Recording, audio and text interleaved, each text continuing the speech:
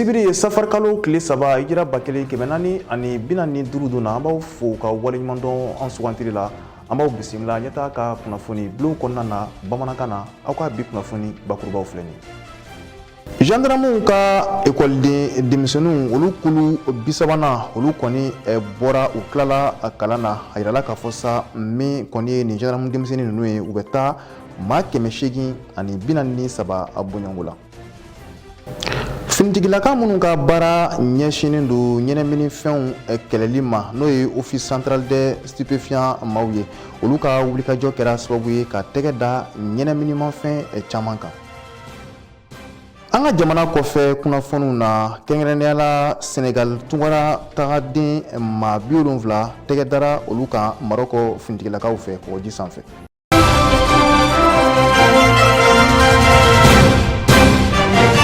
I n'a fɔ an da magara la bakurubaw la an ka finitigilaka minnu bɛ yen nɔ ni olu yɛrɛ dɔnnen don gendarmew la u dagayɔrɔ min bɛ yen nɔ ni u ko ma ko caserne chef d'escadron Bala Kone a yirala k'a fɔ kɛnɛba kɔni sigira bawo min ye gendarme école kun 30nanw ye olu kɔni tilala kalan na jalamisɛnnintigiw n'an ko ma ko sous-officiers a yirala k'a fɔ nin denmisɛnnin ninnu kɔni bɛ taa fo maa 843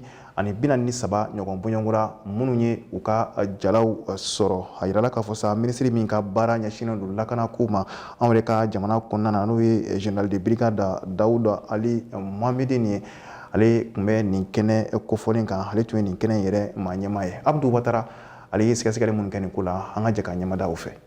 Mali lakana tigilama minnu bɛ yen n'u bɛ wele ko gendarme maa 900 ani maa 43 olu kɔni bɔra minnu ye sous-officiers ye ka sabu kɛ u tun bɛ kalan dɔ la maa 23 o ye an balaka ye u la ni ye ninnu ka kalanw ta k'u lajɛ u bɔra jamana fantan naani bɛɛ lajɛlen kɔnɔ ka se ka na ni baaraladege ni kalan in kɔni kɛ u ka bɔli ɲagaɲaga baaraw n'i y'a ta k'a lajɛ maa 10 fana ɲɔgɔn bɔɲɔgɔnko tun bɛ u la minnu bɛ wele ko maréchaux olu fana la an balaka 4 ɲɔgɔn bɔɲɔgɔnko tun b'a la minnu b'u ka kalan kɛ Banakɔrɔni a kɛnɛ in ɲɛmaaya tun bɛ an ka lakanako ani kɔlɔsili minisiri bolo n'o ye général de brigade Dawuda Ali Mohamedi ye minisiri min ka baara bɛnnen don kiiriko ni josariya ani adamadenya hakɛ sabatili koɲɔgɔnw ma n'o ye Mahamadu Kasoge ale fana tun b'a kɛnɛ kan ka se an ka jamana jalatigiba caman ma fo ka se lasigidenw ma minnu b'an ka jamana kɔnɔ kalanden ninnu ye u ka sɛbɛnfuraw yɛrɛ sɔrɔ min dira u ma ka bɔ maa yɔrɔ maa minnu fana ka jala bɛ olu ta ɲɛ u ka jɛkulu tɔgɔ dala maa min na o ye Alamahinɛna adjudant chef Bubakar Dibois Sanogo ye u ye kalan min kɛ n'i y'a ta k'a lajɛ kalan yɛrɛ sera ka wasa sɔrɔ 100 sara la ka se fo 98 ma Burama Jakite ale de kɛra maa fɔlɔ ye Hama Kulibali ale kɛra maa filanan ye maa sabanan kɛra Karim Jalo ye ninnu kɔni formela kɛlɛ yɛrɛ kɛcogoya la ale ni dɛmɛ yɛrɛ kɛcogoya o ni maa minnu ka hakilinaw bɛ taa ɲɔgɔn fɛ o ye an ka sapeur pompier maaw ye ale ni maa minnu bɛ diɲɛ kɔnɔ n'olu ka baara bɛnnen don ka se ka dɛmɛ ta ka ɲɛsin adamaden ɲɔgɔn ma ale ni adamadenya hakɛ bɛ se ka sabati cogoya minnu na fo ka se bɛnkanni wale min bɛ ta ka ɲɛsin adamadenw ma a kɛra cɛw ye walima a kɛra musow ye nin bɛɛ lajɛlen kɔfɛ ɲininifɛnw koɲɛw la maa minnu bɛ mansimafɛnw ɲini k'a ɲɛdɔn ale ni ka se ka maaw yɛrɛ kunnafoni o koɲɛw la maa murutilenw kɛlɛli baaraw la u ka kalan dɔ fana bilala ka taa o sira fɛ gendarmerie nationale a école ɲɛmaa n'o ye colonel Mutien Jara ale ye kuma ta a ko maa minnu bɔlen filɛ nin kalan na u tɔgɔ dola Mali tariku yɛrɛ la ka da u kan u k'u jija cogoya bɛɛ lajɛlen na ka se ka jamana yɛrɛ nafa u ye kalan minnu kɛ u ka se ka kalan in k'a labaara jamana kɔnɔ min bɛ kɛ sababu ye ka se ka hakilisigi ni basigi sabati an ka jamana kɔnɔ k'a b'a ɲini u fɛ u ka baara hukumu kɔnɔna la u k'u tilen ale n'u ka baara kɛ ni danaya ni ladiriya ye minisiri min ka baara bɛnnen don lakanako koɲɛw ma n'o ye général de brigade Dawuda Ali Mohamedi ni ale ye kuma ta nin kɛnɛ kan a ko camancɛ fanga ɲɛmaa tɔgɔ la a b'u fo u ka cɛsiri la ani u ye kalan min kɛ u k'a dɔn k'a fɔ u bɔra ka nɔgɔman de kɛ baara min b'u ɲɛ sa o de ye gɛlɛman ye n'o de ye ka se ka jamana yɛrɛ lakana ka sanga ni an ka jamana lahalaya ye a b'a ɲini fo ka dɔ fara cɛsiriw kan ka sababu kɛ an ka jamana bɛ kɛlɛ kɔnɔ kɛlɛ min ma nɔgɔ wa olu bɔra ka kalan min kɛ kalan in bɛna kɛ sababu ye ka se ka nɔgɔyaba don jamana lakana la ka sababu kɛ u ka baara ye min ye o de ye adamadenw n'u bolokɔnɔfɛnw lakanali ye gendarmerie directeur ba ale fana ye kuma ta a ko ninnu ka jɛkulu tɔgɔ dala maa min na n'o ye Alamahinɛna adjudant chef Bubakar Sanogo ye maa don san 2007 waati ninnu na ale ye kɛlɛkɛcɛw ka baara yɛrɛ sɔrɔ a bangena juin kalo tile 19 san 1987 Kulukorokaw fɛ yen a y'a seko n'a damayira bɛɛ lajɛlen kɛ lakana ko baaraw la min ye Sikaso marabolo ye dugu dɔ bɛ yen n'a bɛ wele ko Danderiso lakana tigilamaw ka dagayɔrɔ dɔ bɛ yen alamisa n'o bɛnna décembre kalo tile 3 ma san 2021 san Mamudu Tulu ye wulikajɔ dɔ kɛ ka se nin yɔrɔ kofɔlen na waati y'a sɔrɔ adjudant chef Sanogo bɛ nin yɔrɔ kofɔlen na a y'a se n'a damayira bɛɛ lajɛlen kɛ ka maa murutilenw kɛlɛ nka a tora kɛlɛ la a b'a ɲini gendarmerie maakura ninnu fɛ k'u jija cogoya bɛɛ lajɛlen na k'u nin di walasa jamana ka se ka kuma bɔ. Ma ŋaniya ɲuman dɔ bɛ anw yɛrɛ ka jamana kɔnɔna na n'o ye madame Sumaworo Siga Keyita ye a bɛ waati jan bɔ san o san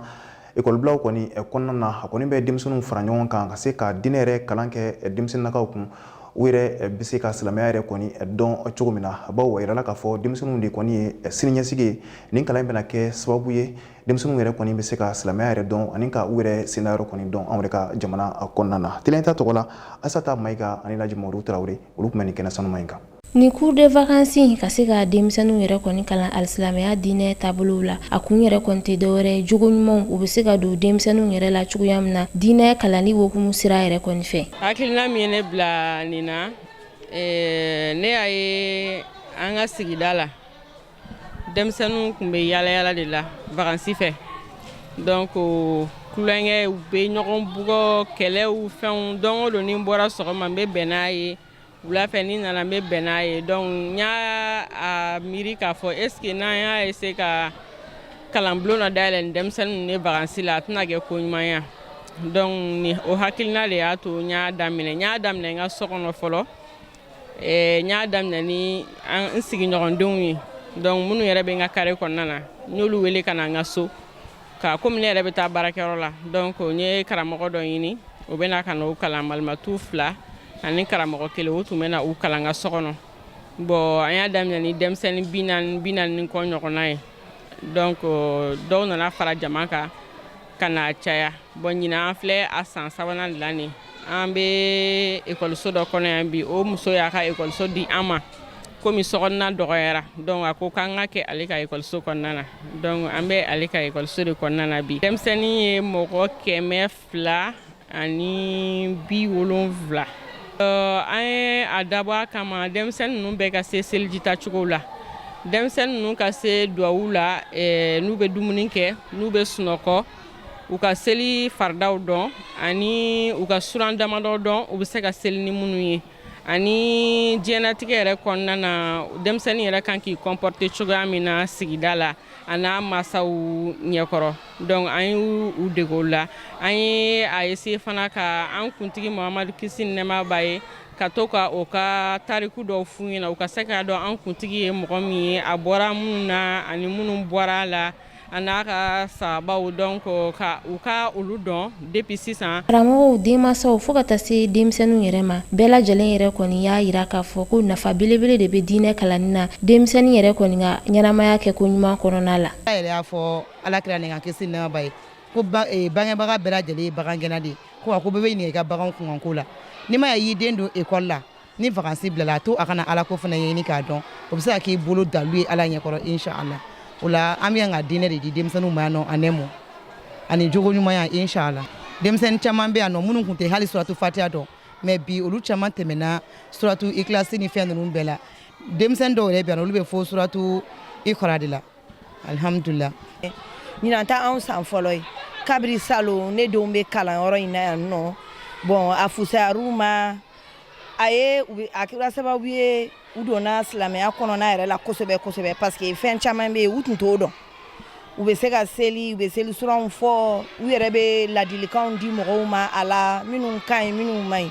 bon an ye salon kɛ ten vraiment o diyara n ye ɲinan n y'a ye k'a fɔ salon ta o ye avantage dɔ d'an ma c'est pourquoi ɲinan n y'a mobilisation yɛrɛ kɛ pratiquement sokɔnɔ denmisɛnnin bɛɛ n kɔrɔkɛ denw b'a la n dɔgɔmuso denw b'a la n yɛrɛ denw b'a la ani an ka sokɔnɔmɔgɔw bon bɛɛ nana wa depuis a daminɛna fo sisan fana alhamdulilayi Dieu merci bɛɛ b'i défend. Ne nafaba de sɔrɔ kalanyɔrɔ na parce que a bɛ se ka kɛ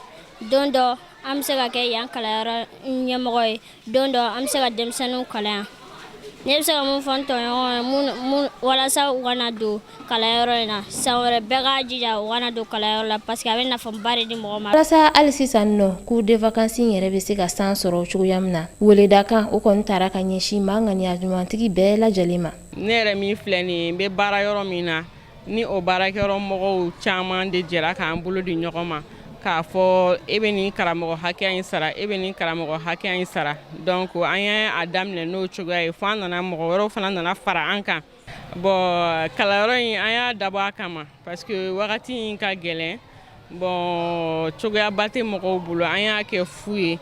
mais an bɛ dɛmɛ de ɲini an silamɛ ɲɔgɔnw fɛ. Denmisɛnnin yɛrɛ kalan alisilamɛya diinɛ la o kɔni ye wajibi ye denmansa bɛɛ lajɛlen na. O de la bɛɛ kan ka i cɛsiri i den yɛrɛ bɛ se ka alisilamɛya diinɛ sariyaw yɛrɛ kɔni dɔn cogoya min na. O n'a to denmisɛnnin yɛrɛ kɔni n'a ka ɲɛnamaya kɛ ka ɲɛ i n'a fɔ a mansaw yɛrɛ bɛ a laɲini cogoya min na fo ka taa se an daba masa yɛrɛ kɔni ma.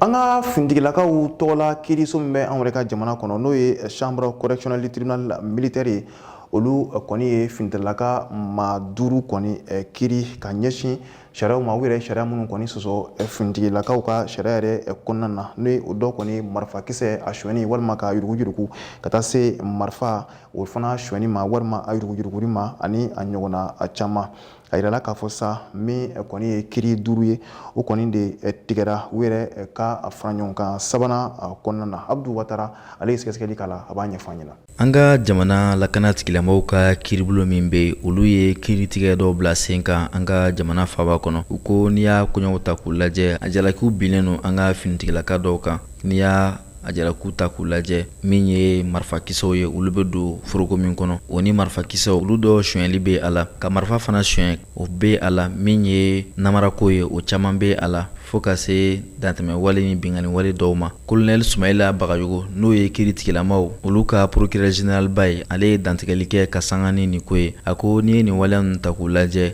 a kaso bɛ daminɛ san 1 ka se fo san 5 ɲɔgɔn ko ma ka sabu kɛ n'i ye marifakisɛ sonyɛli ta k'a lajɛ ko o dɔw bɛ taa jɔ fo sous-officiers la a dɔw yɛrɛ kɛra Sigasukaw fɛ kiiri baara tun bɛ ka boli o de kan. Nin hakilina n'i y'u ta k'u lajɛ marifakisɛ foroko 21 ɲɔgɔn ko marifa suguya 2 a dɔ bɛ wele ko calibre 12 dɔ bɛ wele ko calibre 14 a yira k'a fɔ olu suguya 2 de marifakisɛw kɔni sonyɛna ko n'i ye nin marifakisɛ ninnu ta k'u lajɛ a bɛ k'a fɔ a bɛ taa bin maamurutilenw de tigɛ a maamurutilenw fana bɛ tila ka nin marifakisɛ ninnu ta ka finitigilakaw kɛlɛ ni a ye. Baara daminɛw la procureur ye dantigɛli kɛ k'a fɔ min ye nin sonyɛli ko in ye a kiiri nafa ka bon kosɛbɛ an ka jamana kɔnɔ kabini san 2020 u bɛ a baaraw la. Jamana ɲɛmɔgɔw y'a ye k'a fɔ yɛlɛma ka don kiiritigilamaw kɛrɛnkɛrɛnnenya la finitigilakaw olu ka kiiri koɲaw la a yira k'a fɔ finitigilaka fɛn fɛn bɛ ni ɲangini sera ale ma ka daminɛ kalo 3 ka yɛlɛ n'a y'o kɛ kaso la o kɔfɛ dɔrɔn o ma kofɔlen o ka bila ka bɔ finitigilakaw ka kulu kɔnɔna la. Sumayila Bagayogo ale ye dantigɛli kɛ a ko hali n'a yirala k'a fɔ nin ɲangini bɛ ta ka ɲɛsin finitigilakaw ma hali bi marifa soɲɛ ale ni nin waleya ninnu a ka ca kosɛbɛ. Maa 7 ɲɔgɔn ko o de kɔni tun bɛ u bolo minnu ka kiiri baaraw kɔni tun bɛ ka kɛ. Hakililajigila finitigilakaw ka kiiribulon bɛ yɔrɔ min na Mali kɔnɔ bi o ye Kayi, Mopti ani Bamako ye. Nin kiiribulon ninnu bɛ baara min kɛ o tɛ dɔwɛrɛ ka se ka an ka finitigilakaw kɔni kiiri u ka kangɔnnaw la quartierw la sigidaw la u ka pankurudagaw la fo ka se u ka bolomafɛn minnu bɛ kɛ ji yɛrɛ sanfɛ. Yɔrɔ yɔrɔ bɛ ni finitigilakaw bɛ baara kɛ u bɛ baara minnu kɛ n'i y'u ta k'u lajɛ ni dantɛmɛ wale kɔni kɛra u fɛ walima bingani wale a tigilama kɔni na wele ka kiiri boli a kan. Finitigilakaw ka nin kiiribulon n'i y'a ta k'a lajɛ majisara 5 ɲɔgɔn ko de bɛ a kɔnɔna la. Finitigilaka 4 ɲɔgɔn ko minnu ye u ka kiirikɛlaw ye maa 5nan o kɔni ye cour d'appel maa dɔ ye ka se greffier 1 ma ale ni minisiriso min ka baara bɛnnen don kiiriko ma o fana ka maa 1 bɛ kɛ a jɛkulu kɔnɔna la. An da sera ma bakurubaw la finitigilaka minnu ka baara ɲɛsinnen don ɲɛnaminimafɛnw kɛlɛli ma an yɛrɛ ka jamana kɔnɔna na n'o ye l'office central des stupéfiants ye u ka bolofara min bɛ bakɔfɛla la yan nɔ olu ka wulikajɔ kɛra sababu ye ka tɛgɛ da ɲɛnaminimafɛn caman kan i n'a fɔ u b'a fɔ min ma ko kusi o kilo 12 ani min fana ye sunku ye o yɛrɛ kilo 4 ka taa se tramadol kisɛ comprimé 400 ɲɔgɔn bɔɲɔngo kɔni ma u ma dan o dɔrɔn ma ni fɛn ninnu tun bɛ maa minnu fana bolo u ye tɛgɛ da o bɛɛ lajɛlen kan n'o bɛnna maa 4 ma. Abdu Watara ale b'a ɲɛfɔ an ye. Ka sanga ni ɲɛnaminifɛn kɛlɛli baaraw y'an ka jamana kɔnɔ an b'a ladɔnniya k'a fɔ jɛkulu min sigilen don jamana kɔnɔ ka se ka ɲɛnaminifɛnw kɛlɛ Bamakɔ kinibolo yanfan n'a bɛ wele ko rive droite olu jɛkulu olu ye dɔ fara u ka sɛgɛsɛgɛliw kan sɛgɛsɛgɛli minnu kɛra sababu ye u sera ka wasa yɛrɛ sɔrɔ ka sababu kɛ u ye kibaruya dɔw de mɛn kibaruya minnu kɛra kibaruyaba ye polisiw ka sɛgɛsɛgɛliw senfɛ u ye kibaruya ninnu u y'a lajɛ jiɲɛma jɔlen na o sɛgɛsɛgɛliw bilala sen kan a bɛ waati jan bɔ ka sababu kɛ lakana tigilamɔgɔw ka maa dɔ de kɔni ye ko in lakɔlɔsi a kɔlɔsili baaraw kɔni kɛra sababu ye fo u taara bolo da maa kɔfɛlen ninnu kan n'i y'a koɲɛw ta k'u lajɛ sɛgɛsɛgɛliw bɛɛ lajɛlen kɔfɛ n'u dara la k'a fɔ ko in yɛrɛ ye sababa ye u sɔrɔla ka wulikajɔw kɛ ka u ɲɛsin a yɔrɔ kofɔlen ma baara ninnu kɛra sababu ye ɲɛnaminifɛn min bɛ n'a bɛ wele ko couche o kilogramme 5 o sɔrɔla ka minɛ dɔ fana bɛ wele ko scones o kilogramme 4 sɔrɔla ka minɛ furakisɛ dɔ bɛ wele ko tramadol o den 400 fana sɔrɔla ka minɛ ni ye nin baara ninnu ta k'u lajɛ maa min sɔrɔla ka minɛ a yɔrɔ la ni nin ɲɛnaminifɛn tun bɛ a bolo a yira k'a fɔ min ye Guinée ni Mali o sɛbɛnfura dɔ tun bɛ a bolo ka kɔn nin fana ye min dara nin bɛɛ lajɛlen fana kan sɛgɛsɛgɛliw kɔfɛ Bamakɔ kin dɔ bɛ n'a bɛ wele ko Bako Jikoro ni Golfu wulikajɔ kɛra ka se o yɔrɔ kofɔlen na sega kun kɛra maa dɔ la min ye ɲɛnaminifɛn ye n'a bɛ wele ko couche o kilo 7 fana taara sɔrɔ ka minɛ o la wulikajɔ ni sɛgɛsɛgɛliw kɔni bɛ ka kɛ a jɛkulu maaw fɛ u k'u ka laɲini ye min ye ka se ka ɲɛnaminifɛn ninnu ka bɔ an senkɔrɔ walasa an ka jamana ka se ka hakilisigi ni basigi sɔrɔ kɛnɛya nasira fɛ. min ye diɲɛ seleke naani kɛlɛbancɛ minnu tun bɛ anw yɛrɛ ka jamana kɔnɔna na ni o ye MINUSMA maaw ye olu kɔni ye u dagayɔrɔ sabanan kɔni labila i n'a fɔ min kɔni ɲɛfɔlen don u kan ka jamana bila sanni décembre kalo tile 31 san 2023 kɔni cɛ min kɔni ye communiqué dɔ ye o kɔni ye ɲɛfɔli kɛ ka yira k'a fɔ ko MINUSMA sɔrɔsiw kɔni u ka minɛnw cɛ ka bɔ kan kɔnɔna na bɛri ni an sɔnko ta tɛmɛnen kɔfɛ Aissata Mayiga ale b'a ɲɛfɔ. Fɛn min ye Nations Unies maaw ye olu yɛrɛ kɔni bɛ k'u ka minɛnw cɛ ka bɔ Mali yɛrɛ kɔni kɔnɔ dɔɔni dɔɔni o de la u y'u ka kan sabanan yɛrɛ kɔni bila i n'a fɔ laɲini kelen don an ka jamana ɲɛmaaw fɛ cogoya min na u k'u ka minɛnw cɛ ka kɛɲɛ ni décembre kalo tile 31 san 2022 u ka nin utu kalo in yɛrɛ kɔni tagali la a yirala k'a fɔ ko maa minnu taara ko bɛ tali kɛ Ivoiriyɛnw ka finitigilakaw la Nations Unies ka finitigilakaw ni o ye a polisiw ye fo ka taa se Bangladesh finitigilakaw yɛrɛ kɔni ma fɛn min ye banbacikulu ye n'a bɛ fɔ a ma ko groupe de soutien à l'islam et aux musulmans GSIM ale kɔni a yira k'a fɔ ko ale de ye ataki kɛ kari do ka ɲɛsin an ka finitigilakaw ma ni o kɔnɔna la casque bleu ma 4 banana tuma min na u tun bɛ ka bɔ BR kan yɛrɛ kɔni kɔnɔna la MINUSMA maaw olu y'a yira k'a fɔ ko olu yɛrɛ kɔni bɔra teliyala nin kan in kɔnɔ utu kalo tile 13 ka sababu kɛ basigilibaliya yɛrɛ de kɔni ni o ye BR kan ye Tɔnbukutu yɛrɛ kɔni kɔnɔna la kɛlɛ yɛrɛ kɔni gannen an ka finitigilakaw ni banbacimaw ni ɲɔgɔn cɛ a kɔni yirala k'a fɔ ko bibi na an ka finitigilakaw olu kelen don ka Mali drapeau yɛrɛ kɔni gulon BR kan yɛrɛ kɔni kɔnɔna la. An b'an sɛnsɛn ka don an ka jamana kɔfɛ kunnafoniw kɔnɔ. Senegal jamana kɔnɔna la fanga sinamatɔn b'a ɲɛma Ousmane Sonko ni ale yɛrɛ kɔni datugura a yirala k'a fɔ ko a taara dɔgɔtɔrɔso la ko a kɔni bɛ réanimation yɛrɛ de kɔni kɔnɔna la n'i y'a lajɛ kabini ale yɛrɛ kɔni minɛna k'a don kaso la a kɔni bɛ dɔgɔkun 3 ɲɔgɔn bɔ a bannen yɛrɛ kɔni don dumuni na hali n'o y'a sɔrɔ bisikiyaliw caman talen don ka ɲɛsin Ousmane Sonko ma ni o dɔ bɛ tali kɛ kaw ani maa lankolonw yɛrɛ kɔni bɛ jɛ la ko banbaciya walo o ɲɛsinen bɛ a ma ka tila ka maaw yɛrɛ la hawuja Senegal jamana kɔnɔ o waleyaw o bisikiyaliw bɛɛ lajɛlen ɲɛsinen bɛ ale ma ka sanga ani wagati Ousmane Sonko a y'a yira k'a fɔ ko olu yɛrɛ kɔni tɛ ale ka waleya ye o de la a kɔni ye dumunikɛbaliya in daminɛ ni o ye grève de la faim juillet kalo tile 30 yɛrɛ kɔni kɔnɔna la ale yɛrɛ kɔni kirinen kɔfɛ sufɛ u y'a cɛ ka taa ni a ye urgence yɛrɛ kɔni na a yirala k'a fɔ ko alamisadonya la ko ale yɛrɛ wulila tuguni ka bɔ réanimation kɔnɔna la. Burkina Faso jamana kɔnɔna la u ka taganikasegi minisiri kɔrɔ ni o ye Vincent Dabilgui n'ale tun bɛ Roch-Marc Christian Kabore ka fanga yɛrɛ kɔni kɔnɔna la a yirala k'a fɔ ko u ka kiiritigilamaw alamisadow u y'ale yɛrɛ kɔni bila san 11 bɔɲɔgɔnko kaso yɛrɛ kɔni na wa a n'a san 7 kaso yɛrɛ kɛ ka sɔrɔ bɔda foyi tɛ a bolo ka sababu kɛ yuruguyurugu waleyaw yɛrɛ kɔni o ni wari yɛlɛmani u ka jamana kɔnɔna la u ka kiirisoba tribunal de grande instance ale kɔni y'a yira k'a fɔ ko a ye wari yuruguyurugu ka taa se fo sefa wari miliyari 1 bɔɲɔgɔnko yɛrɛ de kɔni ma wa fɛn min a ka parti n'a bɛ fɔ ma ko nouveau temps pour la démocratie u ka baaraw yɛrɛ kɔni bɛɛ lajɛlen jɔra ni maa kofɔlen ni o ye Vincent Dabilgui ale yɛrɛ kɔni kan ka Amadi Musara o bɛ t'i jɔ fo sefa wari miliyari 3 bɔɲɔgɔnko la wa a nɔfɛ maa 4 bɛ yen ni 2 o tun bɛ ministère des transports kɔnɔna la olu yɛrɛ kɔni fana bilala kaso la mun bɛ tali kɛ san 6 fo ka na se san 11 bɔɲɔgɔnko yɛrɛ kɔni ma. Chad jamana kɔnɔna la u ka jamana ɲɛma Idriss Déby Itno a yirala k'a fɔ ko ale tagama yɛrɛ kɔni kɛ ka taa u ka yɔrɔ la u b'a fɔ yɔrɔ min ma ko Barde ye ka sababu kɛ bamacimaw yɛrɛ kɔni u ka waleya jugu ta ka ɲɛsin nin yɔrɔ kofɔlen yɛrɛ kɔni ma. Tagama yɛrɛ kun tɛ dɔwɛrɛ hali sisan ka se ka fanga don fintigilakaw la walasa u k'u cɛsiri hali sisan u ka baaraw yɛrɛ kɔni kɔnɔna la. A yirala k'a fɔ ko CCMSR maaw olu de kɔni kɛra sababu ye ni ka ni ataki kofɔlen yɛrɛ kɔni kɛ nin yɔrɔ in na. An bɛ don min na i n'a fɔ bi Chad jamana ɲɛma a kɛrɛfɛmaw olu yɛrɛ kɔni m'a fɔ tuma min na a bɛ segin ka bɔ nin tagama in yɛrɛ kɔni na. Ni ne bɛ dan sigi aw ka bi kunnafoni walawalali kɛnɛ kan ɲɛmɔgɔso ye min fara ɲɔgɔn kan an ka se ka laseli ka o ye an ma filɛbaga mandu fo sanga ani wagati Mali kɔnɔ ani Mali kɔ kan. Nka bi an ka foli bɛ kɛrɛnkɛrɛn ka taa Tɔnbukutukaw bɛɛ lajɛlen ma kɛrɛnkɛrɛnnenya la Tɔnbukutu kankɔnɔmɔgɔw bɛɛ lajɛlen k'u bɛɛ fo k'u waleɲuman dɔn. Aw kan bɛ wagati wɛrɛ n'Ala sɔnna ma.